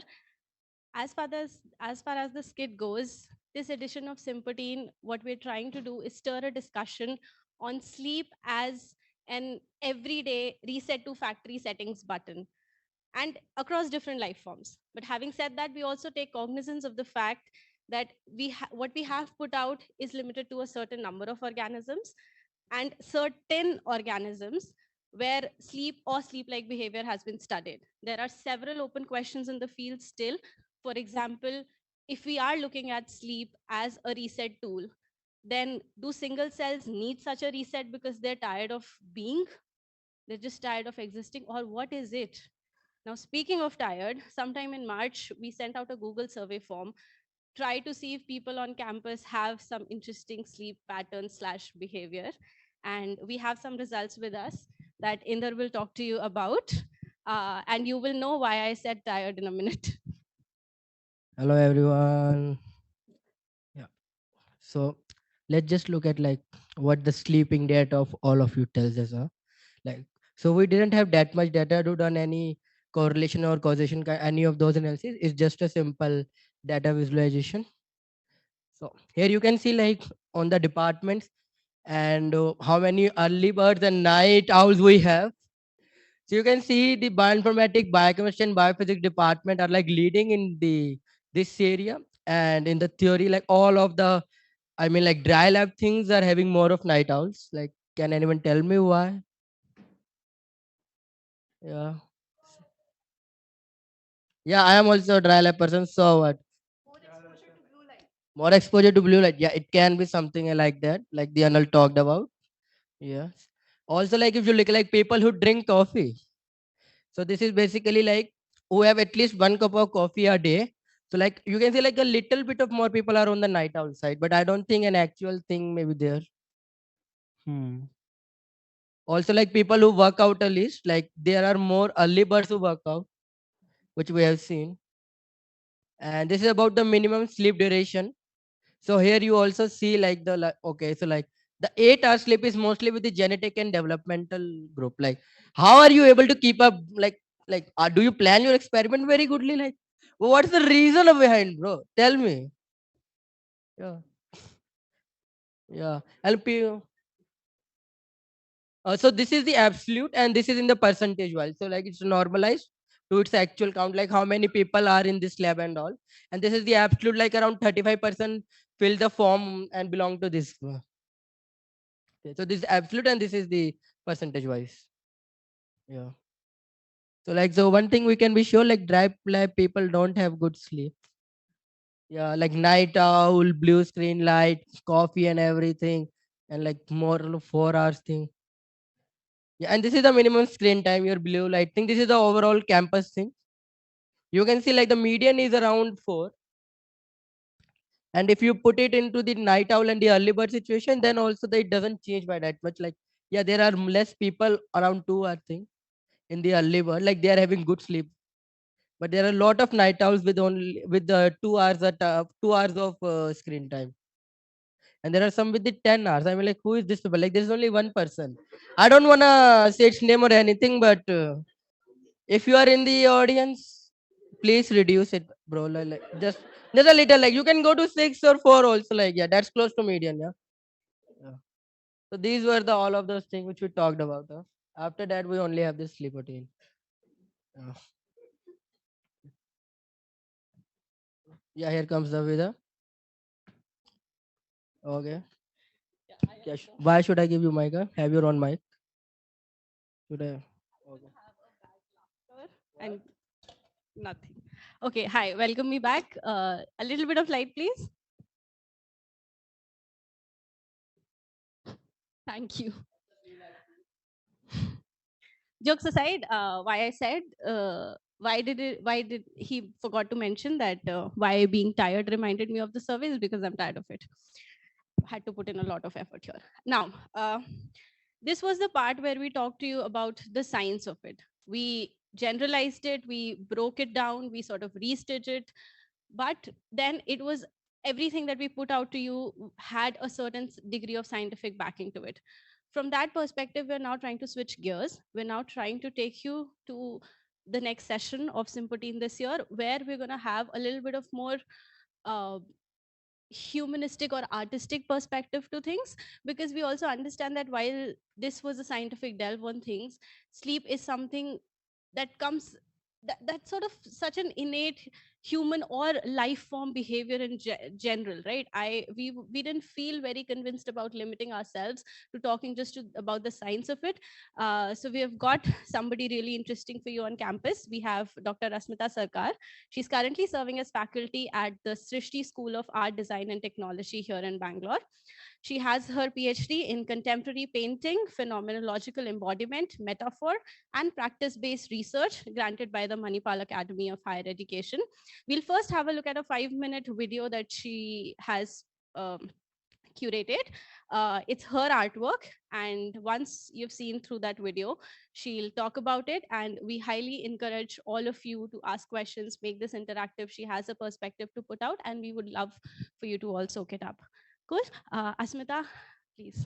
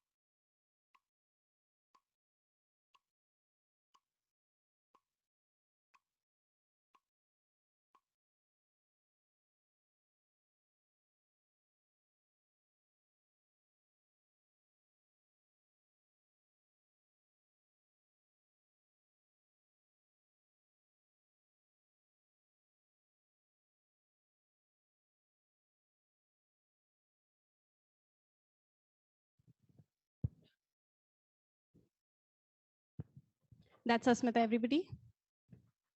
Thanks for inviting me. I really kind of enjoyed making this and listening to a very different perspective. And thanks to Rishikesh who helped me make this video.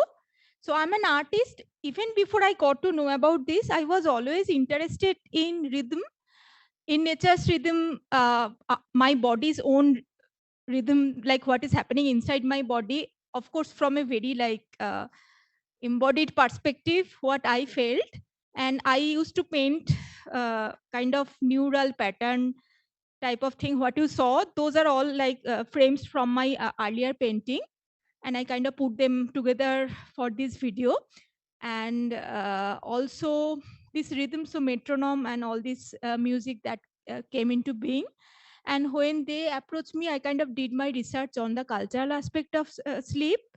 So definitely lots and lots of myth exist concerning sleep from very different, and it differs from culture to culture, but there are so many cultures similarity. So most of the culture, sleep is the threshold to the underworld. So, and there are this river of death in three culture. I kind of mentioned one in Shuju, that's the Chinese, and in India, in Hindu myth, that's Vaitarani in Greece, that used to be stick. And interestingly, stick is one of the underworld river that flows through the underworld. And also they have a river called Lethe, that is the river of forgetfulness. And we have like this proverb, I just picked up one from Bengal, that if you have bad dream, you have to talk to the a river, then you will forget it. So is always a consciousness is kind of a ebb and flow in most culture. And dreams are also, and the most interesting thing I found is that before the industrial age, human never have this solid 8 hour sleep. So one historian, he kind of currently came up with went through some document and said that people used to start sleeping very early, like when the sun used to set, and they woke up middle of the night and socialized and did stuff and again went back. And because of there is no concept of this solid 8 hour of deep sleep, people used to still in non-industrialized society, some people they sleep kind of in a big hut together. And because there is this threats of predator, they their sleep is also very light, and they wake up quite often. And that's why they remember the dream more vividly, and they pay a lot of attention to their dreams. So these are the kind of interesting thing I found. And also creativity, these dreams are very much related to creativity in pre-industrial society. And still we artists, we do put a lot of emphasis on dreams. So lots of big good anecdote. One very famous poem by Coleridge, Samuel Taylor Coleridge, a vision in a dream, the garden of Kublai Khan. So that is supposed to be like the whole poetry was supposed to be dreamt of after the poet took some opium to get rid of his pain, not really for addiction reason. So this was my research, and I tried to capture this in this video, and kind of made drew from my old paintings and the something new I made. So this is what it have any.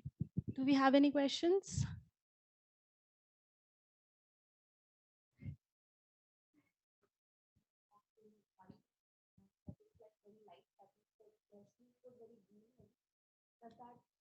I mean, we can't say if it is like what I read. We can't say if it is dream heavy, but definitely they do remember their dream very vividly.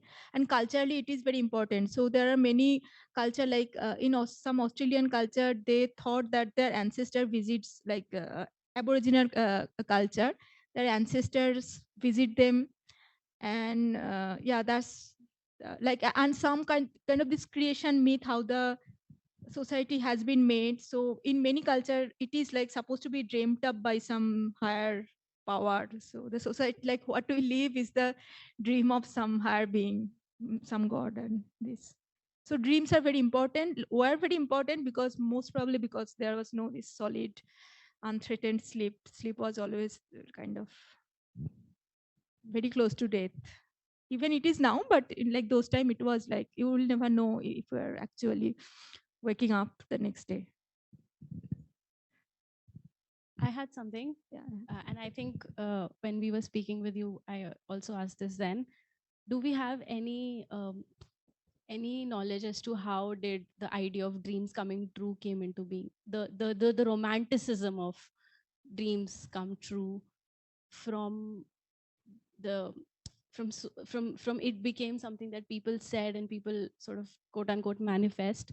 Dreams come, how when you're how when you want something to happen, you dream about it, and when you dream about it, you tell yourself that I dreamt about it, it might just happen. That sort of romanticism of our inner desires. I mean, if like mythically what I just said, that like what I just read, it is like something that people say that their ancestors visit and kind of warn them what is going to happen. Or it can be not only warning, it can be a good thing, like something that is being foretold. But personally I think that's like a self-fulfilling prophecy. Like you see something, then you either you want to make it true, or you come back, come revisit, and kind of connect the dot, like this overfitting hypothesis type thing. I don't know if it is, but yeah, the culturally, like people do think that their ancestors, like that was the norm to, like in many again pre-industrial, like pre-scientific society, that some benevolent being come and warn them, or kind of foretells them. Yeah.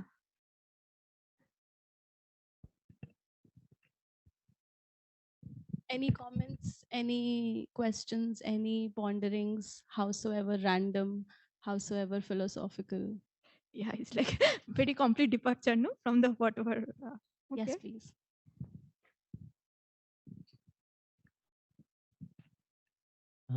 Do we have any examples of cultures that view dreams as a negative thing or something Huh? to be avoided?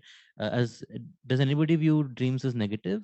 I Or haven't thought of it. No, I think this is, yeah, no, absolutely not. They're always like, it is like something beyond, people always know that it is beyond control.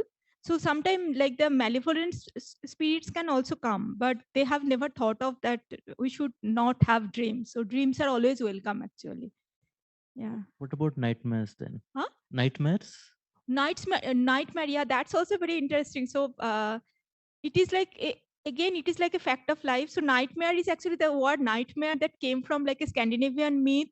Like one actually it is like a like nightmare is like a women who are like very much who are so ugly, like demonic women who are so ugly, so they were compared to hags, and then that's how we got the word from. But even nightmares were kind of welcome because they are supposed to tell us something.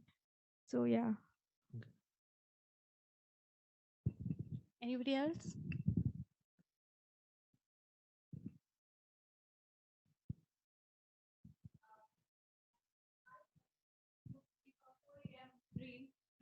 dream a dream at 4 a.m. and it will come true. Do we have it over different cultures as well? No. Have you also heard it growing up? Uh, One I of can't remember. Most probably no, not. But yeah. There are but timing. I think there are early morning dreams. They are supposed to be more potent, no? Yeah. But now that actually you remind me, I mean, what I research, right? Early morning, because you are waking up, so it is that time, like this threshold. So the day to light transition. That's also a very kind of mythical, like a mystical moment in our culture and many cultures. So that may be something like this Brahma Muhurta we call it. So yeah, yeah, that's what I'm just making this connecting this dot. What I just yeah. Okay, sorry to interrupt, like digress a little, but there's actually a little bit of science to why we remember more. So you don't actually, we believe that morning dreams might come truer because we recall morning dreams a little bit better than the dreams that we have had during the night. That's simply because when you're awoken from the morning dreams, you're awoken in a state where your memory consolidation part is actively working, which is the new non-REM and whatever Meghna and all talk to you about. So because you're awoken in a state where your memory formation is actively working, you tend to recall better. And it is because you can recall better, you sort of have a more connect to those dreams. But as far as literature goes, people have gone on to the extent to say that every time you are asleep, you're essentially dreaming. You would not, I mean, initially it started out, so the first studies on dreams were from Kleitman and all, Kleitman's group and everything. They showed that it's only in the REM part of the sleep, but as of where we stand, you dream throughout your sleep, basically is the gist of it. So it's only because you recall better at certain times, because your brain is doing the job fine, is because you feel certain dreams are more, you know, lifelike and might come true when he will love me again and whatnot. Yeah, actually, Anybody else? in that way, like this Freud, like he was a he was a scientist. I'm like pretty sure. Now Freud is kind of Freudian analysis is on the plane of pseudoscience, but actually at that time it was very scientific and revolutionary, because he, like every other like cultural myth, even in Europe, dream was supposed to be a divine or something from the underworld. But he first said that it's nothing to do with divine; it's your own desire. But I don't, like, now scientists don't agree with it, but still, like, that's kind of one way of bringing stuff from the heaven and hell to like what you want. So that's quite important cultural shift. Exhausted. So yeah. Else? Yes.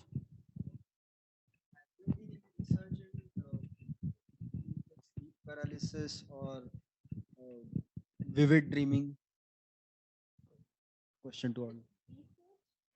Yeah, I'm like again, like, I don't know what is happening in the science world, but Take that over. yeah, you have to kind of ask.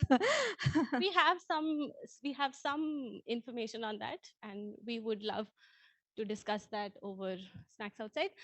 Anything else with respect to the art and the why and why nots, and anything else? Okay. So yeah, this like some poets, they have kind of compared this threading. So I have like some, like, it is very long time back, so we didn't know about this neuroscience perspective, but there's like they compare the dream is to like threading and taking apart the thread. So it's kind of, if you metaphorically think, it's kind of almost like the how neural connections are made. So this type of things, yeah. Like people have intuit a long before, and some of them have some scientific evidence to back up. Yes. Hello? You had something to say. Hi, really great artwork. So in Manipuri culture, we have something. If we dream, if we have nightmares, then we typically say that, "Don't worry, it's a owl's dream." So do you also do research on other animals except like humans? I'm not a scientist. Artistic Oh, research. artistic Yeah. research. Research. No, actually, I haven't come across any artist who have thought of that. So Hmm. this was a very interesting finding for me. because artists nowadays, many artists, they're very much interested in even in neuroscience, so they don't experiment. But like I have like one artist, she worked with, her name is Susan Morris. So she works with this scientist in Oxford University, and she got a grant to make like a big tapestry based on her own dream and sleep cycle. But nobody has worked on animals, so that's a interesting thing to take on. Yeah. Yeah, it was nice that you added a bird. So I was just thinking in that perspective. Yeah, it is like this night, and like we have this connection to this, maybe like from a very artistic understanding, right? This dream is something that is like this biological rhythm is something that is so out of our control, but it's like so palpable. So we are kind of in that way, like we very come very close to the animal and the nature. So yeah, that's one of Yeah, it's interesting. I don't know why we say that, why we bring in owls in our dreams, but I don't know why we say that. Like, how did that come about that it's an owl's dream? So, yeah, exactly. I don't know how to research that. Yeah. okay, thanks. Okay. Thank you, Asmita. Okay, Thanks so thanks much. for inviting. And Yeah, I learned a lot. So yeah, good for we have a couple of more things. So Viraj mentioned to you about Neurobit, which is a startup based out of New York, where they use sleep as a molecular marker for insights of the body. So we tied up with them, and they gave us devices through which we had people on campus take surveys, take sort of surveys. They give us devices that would measure your sleeping patterns and whatnot, and they would tell you the intricacies of your sleep. So we have some interesting findings from them. So there are 4 people. 2 of them have the best sleep of the lot. We had some 40 odd candidates in the 20 people who took the surveys, apologies, of which 2 of them, so I'm going to give you out 4 names. 2 of them have really amazing sleep, the best of the lot, and 2 of them have the pathetic sleep, like the worst of the lot, right? We're not going to tell you who's who. So you're going to be in a state of knowing and not knowing. And while it gives you the chance to, check out your peers and see what they're up to. So the names are Rahul Bohra, Tulaib Azam, Aparajita Kumar, and Arkdeep Banerjee. I'm sorry if I mispronounced anybody's name. So these are the 4 people. Is anybody here from the 4 of them? Hi. Hello. Nice to meet you. Good news is, bad news is that people know that your sleep is exceptional, good or bad. The good news is that Neurobit would like to offer you something. I mean, we have goodies for you that we'll give you after this. Neurobit also has goodies for you. So you get some 2,500 worth rupees of Amazon vouchers and Matt Walker's book on sleep. So thank you, Neurobit, for doing this. You might want to clap. That said and done, this one thing that I would like to bring to everybody's knowledge here, that we've had such a long day and we've discussed and talked to so many things about, but as of this moment, we have not defined sleep for you. We did not tell you what sleep is. We never defined it. In fact, the field does not have a unified answer as to what qualifies as sleep. We spoke to you about some behavioral examples of what seems like sleep, but are there finer nuances that escape us at the moment? Maybe. We spoke to you about certain physiologies of sleep that scientists have discovered over decades, but they explain some whys and hows of sleep and not the whats of sleep. That question still remains largely unanswered. And as a student of plant science myself, I feel obligated not to just ponder and put forth to you that if resetting, which is what we were trying to portray sleep as, if that is so essential, how are plants doing it? When the sun sets, most plants shut down their photosynthetic machinery. Is that the plant analog of rest? Plants definitely have circadian cycles. I mean, as a matter of fact, circadian cycles were discovered in plants. So that there is given. But is some sort of metabolic rest very fundamentally present across life forms? And is the truth far from us? That's something we don't know, and that's a very big question open out there. And that's where we leave you at. And as we move ahead, I want to thank everybody who's been a part. I would like to start with Asmita for taking time out, doing this for us. It was really nice of you. We're also thankful to Genetics Biotech for sponsoring the event. Please feel free to reach out to them for their product inquiries. They will be very happy to help you. We want to thank Neurobit for the collaboration. Go to neurobit.ignite for their paid internship programs in data analytics. They have a program. Please go to the website and get it. Raj, very important. He's not here, but he's been with us all along. We've bugged him for problems which were not even problems in hindsight, and he was very patient about it. And we hope we did a good enough job that he'll let us do this again next year. We have some faculty members to thank: Shaun, Abhishek, Sunil, Madan. They've taken a lot of their time out and energy and patience, and they've sat through our mocks and whatnot. They have kept up with us when our performances looked nothing at all like what you saw today. Also, we want to thank the former members of Sympotein for being there, constantly telling us what will work, what don't, what won't. Shomo, Vinaya, Rishabh, Sahil. Shomo in particular, because if not for his, you guys are good for nothing, this is not gonna work, buck up you guys, all of us would have been exactly where we started 6-7 months ago.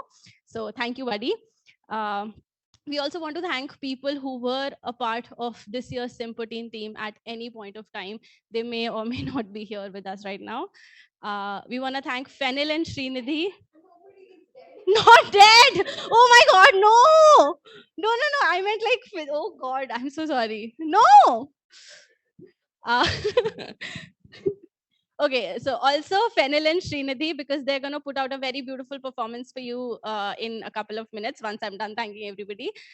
So the event is going to be at the main canteen, first floor, where we also have snacks arranged for everybody. And very importantly, a lot of support from instrumentation team, Abhishek and Kiran in particular, IT, security team, ACADS office, accounts office, hospitality, and literally everybody who puts their heart and soul into all the gears of NCBS.